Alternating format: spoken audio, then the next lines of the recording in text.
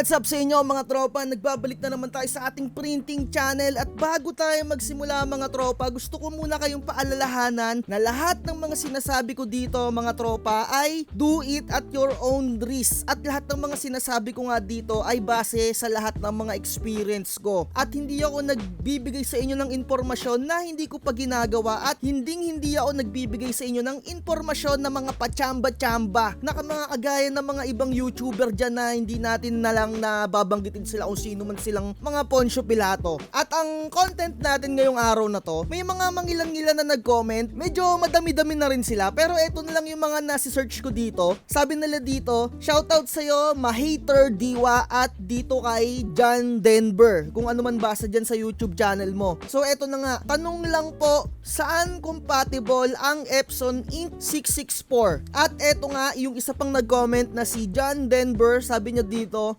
bossing, bawal ba gamitin yung ink code na 664 sa 3250? Asking lang para makatipid. Sayang kasi yung ink dito, dalawa na black. So ayan yung content natin mga tropa. Bago tayo magsimula nga, yung Epson 664, kung wala kayong mga idea, usually nakukuha nyo yan sa mga Epson printer na 121, 120, or Epson 110 kung hindi ako nagkakamali, kung ayan pa yung code doon. Pero before, naagamit na rin ako niyang Epson 664. At eto nga, isi-share ko sa inyo yung mga na-experience ko dyan sa ink na yan at kung ano yung mga compatibility niya. So unang-una, sa mga hindi nakakaalam, yung nguso or yung pinakalabasan ng ink ng Epson 664 ay yung parang matulis yung dulo niya, as in talagang matulis. So kung tatanungin nyo nga ako kung ano yung compatibility ng ink na to, nakalagay naman mismo dito sa Lazada online ni Epson 110, 120, 120, pero eto compatible nga rito sa 121 kasi eto yung kasama. So 300, 350, at wala kang makikita dyan na Epson 3210, 3110, 3250, hindi siya compatible to the way na yung pinakalabasan niya ng ink ay matulis. Kasi nga iba yung salpakan ng ink ng Epson 3250. At ipapakita ko nga sa inyo yung Epson 003 na makikita nyo naman talaga yung sa lagayan niya, makikita nyo no, bilog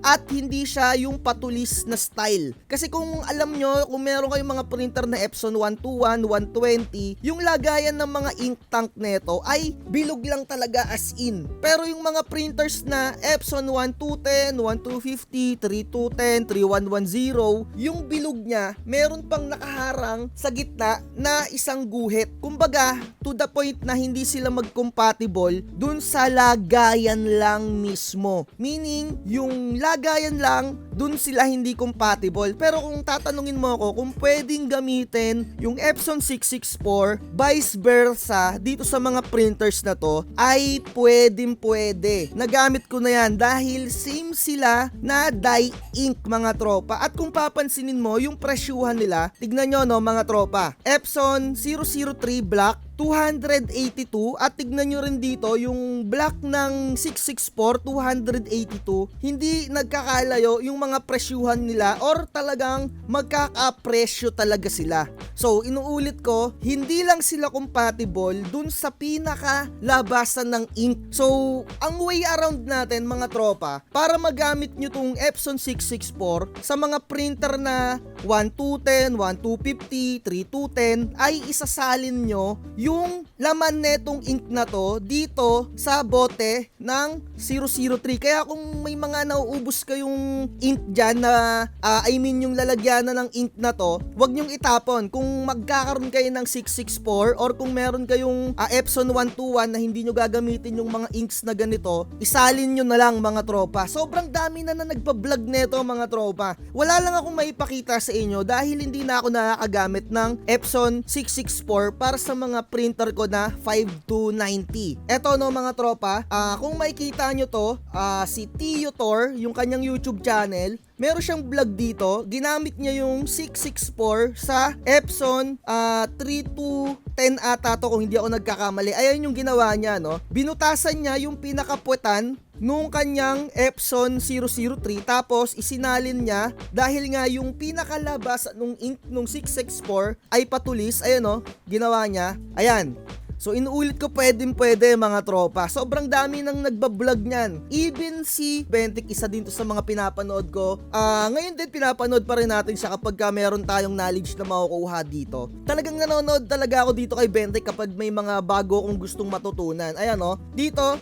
Ayan, ginamit din niya yung Epson 664 sa kanyang printer dito. Ayan bagong-bago pa yung 664. Siguro nabili niya to or sa kanyang Epson 121 na printer. Ayan ginawa niya, isinalin niya. Binuksan niya yung bote ng 003, pero take note mga tropa yung Epson 003 na bote, medyo mahirap lang talagang buksan yung bote nito. So, tsagain nyo lang, puwersahin nyo lang, at kapag nabuksan nyo tong bote ng 003, make sure na isasara nyo rin siya ng maigi. Kasi medyo maglilik yan at huwag nyong pipigain mga tropa. Hayaan nyo lang lumabas yung ink dun sa bote na yon. Ayan, titignan natin. Eto Epson 3210 niya ginamit, yung 664. Ako mga tropa, seryoso ginamit ko na rin to before nung meron akong 664 na ink. Ganyan din yung ginawa ko. Kung wala kayong bote na 003, pwede kayong gumamit ng syringe mga tropa. Ayan para maisalin nyo. So nakita nyo naman yung presyuhan, same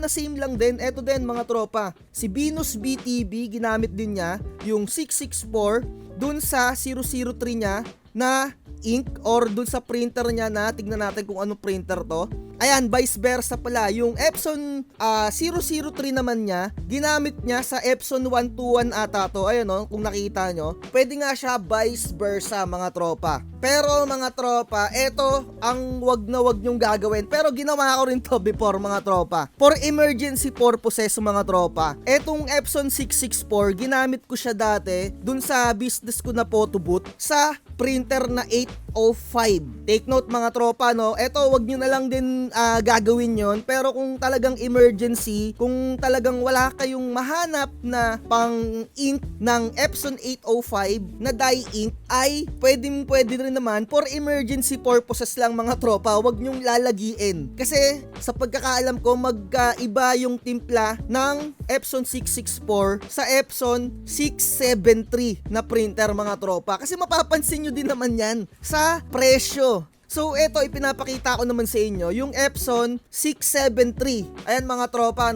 eto dati emergency purposes na ubusan ng ganitong ink para sa 6 color printer. So gumamit ako ng 664 pero hindi ko na inulit yon mga tropa kasi nakikita nyo naman yung black ng Epson 673 600 pesos. At kung ikukumpara mo yan dito sa kulay black ng 664, di ba napakalayo, So emergency purposes lang yung ginawa ko, i-share ko lang yon. Kung ayaw nyong mag-take ng risk, wag nyo nang gawin. Pero etong 664 vice versa sa 003 na mga printer, pwede nyong gamitin yan. Kitang-kita nyo naman din sa presyo mga tropa, same na same, 'di ba? Kung gusto nyong makatipid sa mga nagko-convert ng Epson 121 mga tropa na nagpipigment, at pwede nyong ibenta yung mga ganito nyo sa mga gumagamit naman ng original ink mga tropa. Ang wag na wag nyo lang gagawin mga tropa, yung dye ink at yung pigment ink ay pagmimixin ninyo sa mga Epson printers. Ayan ang wag na wag yung gagawin mga tropa, 'di ba? Kung ayaw niyo masira yung inyong mga printer head. Pero inuulit ko mga tropa, lahat ng sinasabi ko dito ay legit kong na-experience. Etong 664 na gamit ko sa mga printer compatibilities na itong 003, at yung 003 pwede nyo rin namang gamitin sa mga printers na to. Yun nga lang, kailangan nyo lang silang isalin sa isa't isang bote. Kasi ayun lang yung pinagkaiba ng compatibility niyan, yung lagayan. Ayan yung pinakalabasan ng ink, 'di ba? So siguro naman mga tropa, para sa'yo, Ma-Hater Diwa at John Denver, sana naman naliwanagan kayo. Legit yan mga tropa, pwede nyong gamitin yan, vice versa. Lalong lalo na kung meron kayong mga printers nga na Epson 121 at meron kayong printers na 3210, 5290, pwede nyong gamitin yung original ink na yon kung nag-convert yung Epson 121 nyo. Paulit-ulit na tayo, pero ang importante, naiintindihan nyo yung sinasabi ko dito. dito. Yun nga lang, parang medyo konti ata yung, hindi ko sure kung 70 ml ata tong bote ng 664 or anong sukat niyan. Wala na akong lalagyanan dito no. Parang eto, parang 100 ml ata yung tawag nito, yung capacity niya. Hindi ko masyado sure. Pero tignan nyo na lang, parang alam ko mas marami ng konti etong mga 003. Pero same na same lang yan mga tropa. Maniwala kayo sa akin, pinagkaiba lang yan yung labasan lang ng ink. So kung meron kayong natatagong 664 na original, at kung original yung ginagamit nyo sa mga series na to, ayan, 5290, 3210, basta yung mga ganyan, pwede. At ayan, dito na lang natin tatapusin yung vlogs natin mga tropa. Para hindi na humaba yung video, although medyo humaba nga, sorry na lang din. At least maintindihan nyo yung content natin ngayong araw na to, para hindi na rin kayo paulit-ulit ng tanong dyan. At sa mga gusto mag-avail ng mga templates ko dito, i-message nyo lang ako sa Facebook page natin. At inuulit ko ulit, lifetime access dito sa aking cloud server at one-time payment lang. So ayun lang, like, share, and subscribe. Bye! Huwag magpapauto. Chill lang, relax,